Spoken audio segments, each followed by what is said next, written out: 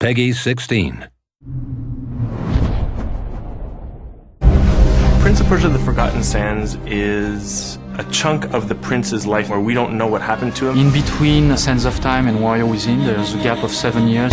So we're using this space to reintroduce the prince as he was from Sands of Time. We're going back to roots. We're going back into the Sands of Time feel. So a mix of charm with adventure. This little twist, this little element of magic that is so characteristic of Arabian Nights. The Prince of Persia universe has this very distinct flavor.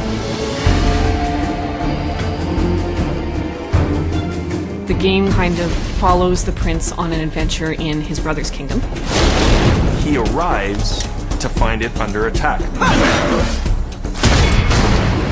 Malik, this is madness. Malik is the prince's older brother. He's doing what he can for his people, but he makes the wrong choice, which releases the Sand Army.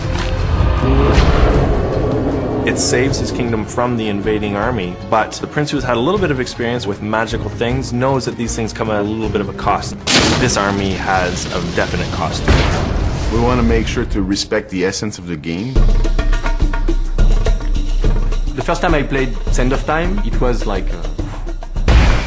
the fluidity, the agility, the elasticity of the move were incredible. I think it's really the prince's acrobatic prowess that make him stand out. The wall run for me will never get tired of. It's the epic move that people know from the original trilogy. We're bringing back all that. Run on the wall, column jump, acrobatic pole jumps.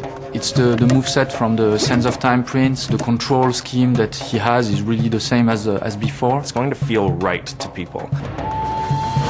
The way the rewind looks, it's the same ability, something people are familiar with. We used the Anvil engine to build The Forgotten Sands. It was an engine that was built internally at Ubisoft Montreal, originally for Assassin's Creed. It allows us to really have powerfully built environments. We can have up to 50 enemies on the screen at once. This makes for really huge battles. Massive battle scenes that happen in the distance, the type of stuff that was maybe implied in Sands of Time, but we can show it. The architecture itself is very detailed, very fine. We're really going into that Arabian Nights, Persian feel. There's a lot of emphasis on the beauty of the surroundings in the game. The rooms are big. We want the players to want to explore every nook and cranny of the environment.